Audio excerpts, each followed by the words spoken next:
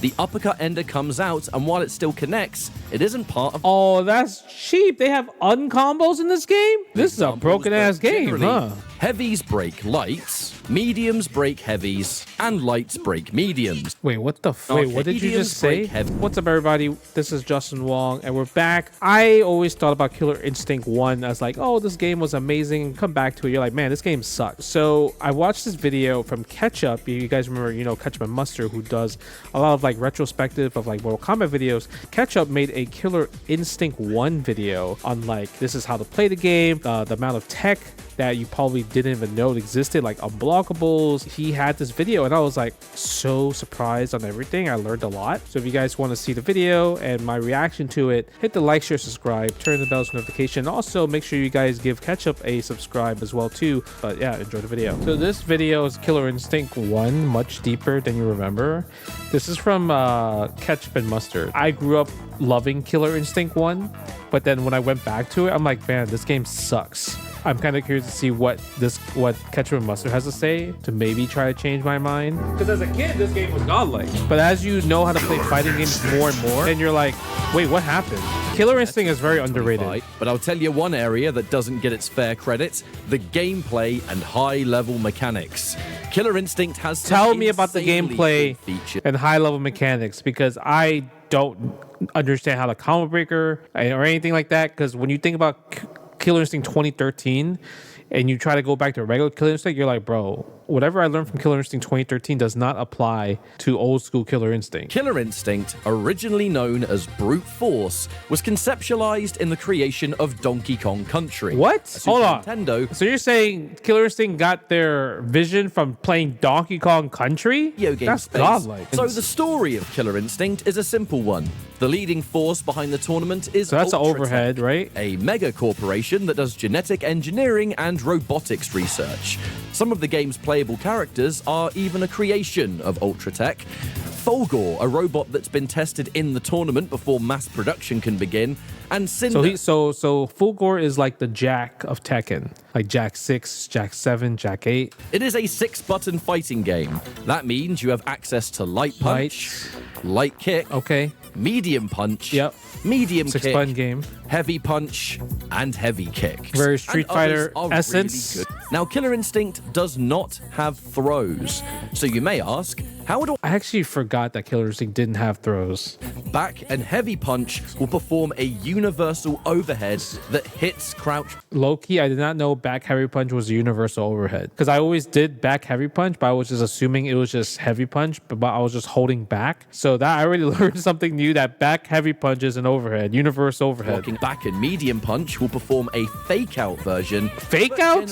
Oh, wow. Okay. Overhead can combo into special moves and even auto doubles. But don't worry. First of all, how fast is that overhead? We'll You're not talk blocking about that overhead those on very reaction. soon. Fulgor has a collection of special moves like Jago where basic inputs are required. However, charging back for a short time. My man's a into charge forward character and plus kick, Shoto? Killer Instinct has a stun mechanic. The short of it is, taking enough hits in a short space of time. Yo, why you Fulgor can like mash that? If you look at Fulgor, the music, my man's look like he dancing. Killer. combo. You can mash out with finishing moves are just like Mortal Kombat, known in this game as No Mercies. When both life bars are depleted, the screen flashes red. Oh, and it's God. Movement combination Damn. followed by a button at the right range. See, I seen this performs one. of these No Mercies, and it's Nah, hold on. by a button. First of all, ain't no way Saber will just... He cut the manhood away, that's for sure. Jesus Christ. These No Mercies. It doesn't really need elaborating further. If you defeat your opponent on your first Spinal just life takes you to bar, hell? however, you can perform a humiliation and make the opponent dance. Wait, what? Think of it like a babality. Humiliation? That's cool. How to do special. The first thing to understand is the concept of openers, auto doubles, and enders. It may sound scary, but trust me, it's more basic than you'd think. This is very Killer Instinct 2013. The opener is the attack that starts the combo. Yep, the this special could be move. a special move on its own, Or the a overhead. single button into that special move, or even a jump-in attack. Yep. An auto double is a single button press that follows the opener, and this will continue the combo. But unlike modern Killer Instinct, auto doubles are not as free-flowing. Only certain attack... Yeah, that's what I was like saying. I'm like, auto doubles didn't work for me because I only know how to play the modern Killer Instinct. So it's specific. Lots of specific special moves will perform a combo ender, and you'll know you've done it because it has a unique animation every time. For example, Jago's combo enders are medium uppercut, heavy uppercut, medium wind kick, and light fireball. Okay, so what I learned is you do your special move, you do your heavy special move, and then you press your auto double that's assigned to your character, light kick or medium kick, and then you end after the light kick and medium kick press. You do your special move again to end the combo. One of Jago's linkers is the laser sword, performed by the same motion of wind kick, but just with heavy punch. Linkers have their own selection of auto doubles, so you're extending. Thankfully for this, medium kick is an auto double for laser sword. Okay, so we do heavy kick, wing kick, press medium kick, and after the 2-hit auto double, then you do quarter circle back punch, and then press medium kick again. And that will be the extender, and then finish it with your ender. I'm not gonna lie, I'm learning a lot to understand how to play Killer Instinct, though. Every character has a unique input for their combo breaker, and imagine it as another special move. Oh, okay. During so everyone's combo, different. Killer Instinct 1 follows a rule of going down the attack chain. Heavies break lights, mediums break heavies, and lights break mediums. Wait, what the wait, what did you just say? Heavies break light. Heavies break lights. Mediums break heavies. Mediums break heavy. And lights break medium. Lights. Why is it like that? Why can't it just be heavy breaks heavy, medium breaks medium, light breaks light? Fulgor's combo breaker input is the light. uppercut. If Fulgor performs a light punch uppercut during the medium auto double, we break the combo.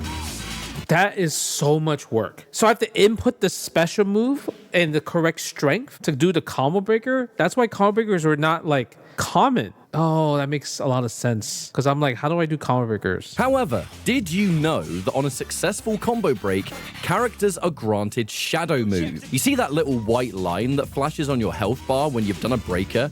That's what it means. Your combo enders can become shadow versions if you perform the input negative edge style. What? This way, your ender is now a shadow version, it's usually a bit faster, and it just looks cool as hell.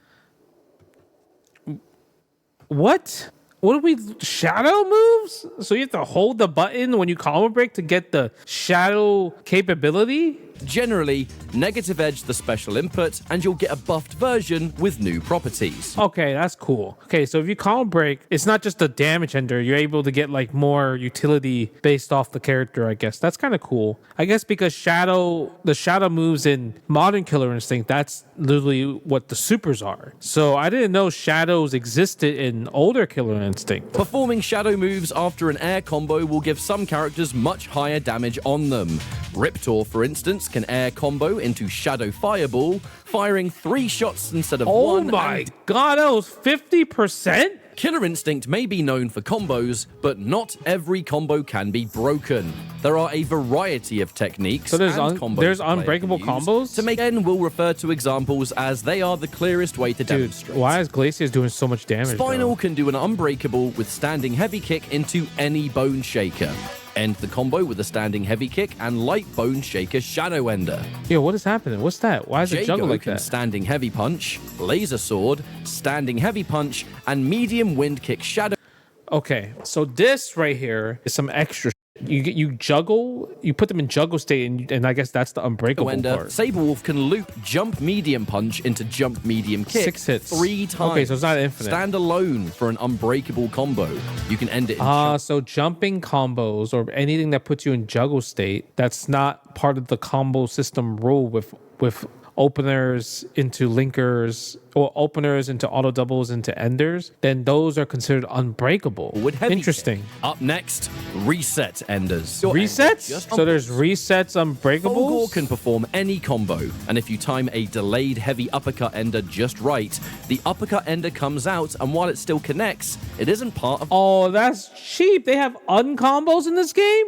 This shit like Marvel 1? The same This is a examples, broken ass but game, generally, huh? Probably the most infamous case of this technique belongs to Cinder. Cinder. Who, after a medium Trailblazer ender, can whiff a light Trailblazer and juggle with medium flip kick. Unfortunately for those fighting against him, this, when looped, is a true infinite combo. Similar to the Shadow Ender Ultra I told you about earlier, using your Ultra combo after whiffing the linker will... Wait, what the oh man, what is Thunder doing there? It is incredibly powerful for some characters, but like most high-level tactics, very much character-specific. What? Killer Instinct has Unblockables. Now, the reason they work is honestly unclear. His heavy puddle punch ender gains extra hits. If you launch the opponent and time the heavy puddle punch for when they hit the ground, oh my god, puddle punch unblockable? Yo, you can just keep looping that. This can be looped for as many times as you have the combo breaker buff remaining. Oh my god. Old school fighting games. I mean, I'm excited to see what Sablewolf got, because that's who I played in Killer Instinct. Jago suffers from an issue of stubby normals. His buttons just tend to not go as far as many other characters, and the buttons that do reach... I feel like normals in this game are just naturally terrible. Like, this is a special move game. Combo into anything besides negative edge light fireball. This is good though, because the fireball has knockdown frames and it's a free. Dude, that's like a ST combo. Okay, first of all, Ketchup didn't have to go that sweaty. This is a game from the 90s, and you hear what he said? Because the fireball has knockdown frames and it's a free safe jump. My man said there's a free safe jump. That's crazy that we're talking about safe jumps in Killer Instinct 1. A rather major thing about Jago's game plan is that medium wind kick, when timed just right on the opponent's wake up, is unblockable. Okay, so there's something with like the wake up in this game where when you're getting up, the design of getting up at like maybe 2-3 frames, you can't block instantly on wake up. That's obviously a bug, and that's why probably the unblockables do work. I didn't think this game had that much depth into it. There's so much like tech. Thunder's combo breaker moves are quite simple. Red Phoenix is a souped up fireball with lots of stun, and his Shadow Tomahawk is fast. Combo's game expands heavily when he uses a combo breaker. Because as demonstrated earlier, Shadow Powerline is lightning fast. Yeah, that dash punch is so good. Immune. Combo doesn't have a sweep. Instead, his crouch heavy kick is a straight up low, which means he does get a mix up between universal overhead and low, both of which can combo into Shadow Powerline. That could be cancelable. Dishing out a ton of stun damage. Damn, that's pretty good 50-50. Instant stun. Using this same kind of combo game, Combo is able to perform reset finishes with Ultra. Another thing that makes his up-close game incredibly terrifying. He got the second life bar. They got that damage, Ultra bug. Juggle options, loads of knockdown options, and if you're near danger territory, ways to end the game before your health has even reached 0. That's no way out. That's cheap. So you could just like so you see how here he end the combo, like he did the combo here. Loads of knockdown options, 50, and if you're near, he launched them. So you're like, I'm still alive. But then he inputted the Ultra combo to end the game, and he right here before he landed on the floor, and it counts. That's actually mad cheap. This looks like a degenerate ass fighting game played at a high level. Key button of Glacius before I talk about setups anymore is the Ice Lance. Huge range, a knockdown on hit, and such a launch that a meaty slow fireball can be used to create a setup situation with his teleport. This move is also very hard. That's mad cheap. That's like some set fireball teleport. Heavy puddle punch gains the triple hit ender, and like I demonstrated earlier on, can be used to unblockable someone on their wake up after a launching ender. That is killing me. The fact that you can loop unblockables is insane. Olgor is able to input attacks, so a side switch teleport into a powerful uppercut is a powerful tool at his disposal. Dude, the teleport uppercut's fast though. Olgor is another character with a strong universal overhead and a good range sweep. So again, he can harass you with lows and overheads. The overhead is so good. Your heavy cyber dash can be cancelled into his light uppercut. My man, that's Ken run short. You can earlier, timing this just right on the opponent's wake up can result in an unblockable, which is post combo breaker. Folgor can do a light fireball after a launch for juggles, perform a shadow heavy uppercut that covers way more distance, and do a heavy cyber dash that covers more distance as well. Dude, that's Shadow uppercut does high stun damage, so comboing it from a heavy kick or something can create a near instant stun. Instant has stun? good buttons, What? good damage. So even at the stun, you want to use your special move as your opener. I'm a Saberwolf player. I'm excited to see Saberwolf. Post combo breaker, you get a triple combo fireball breaker. in combos. Oh, Shadow triple fireball? Ichi-san Damn, bro, that's fast. Fire Orchid's combos somewhat break rules because they go on forever until the game decides that there's been enough hits. She seemingly gains like an extra linker as well, so a standard Orchid combo, if it isn't broken, can reach over 20 hits. Wait, why she can do so many hits? Riptor has more range than most, both her buttons and projectiles. She has a straight projectile, a close range fire breath, air fireball that can hit low under the right circumstances. Okay. It's all well and good. It just has a lot of minus frames, which means anti-projectile moves. Oh, air fireball too? She does superb damage when she gets going, and her explosive form of rushdown can be incredibly scary. It's just that you've got to really dedicate to a lot of options, which can make taking back a life lead a bit of a struggle if you're being kept. Somebody's playing lame. Saberwolf Yes. is a weird character in this What do you game. mean weird? That's the boy. Great button range, combo pathing. That's our boy. Woo! Personally, Wolf actually has a unique property where he can manually charge a single combo breaker move. What? This is achieved using his Howl special. Oh, he gets shadow from just a howl? Only be used after a combo or maybe before the next round, but post combo breaker. Oh, my man. Spin will both gain a second version, which can actually catch people off guard on block. Oh, let's go, Wolf. The opponent can successfully break these double moves. They will need to know what strength the move is to break it. Oh, okay. I guess that's the downside, because it's an easy as hit confirmed. If you charge enough on uppercut, the opponent will stay standing, and you can pull into the opposite direction with medium kick to do a double uppercut.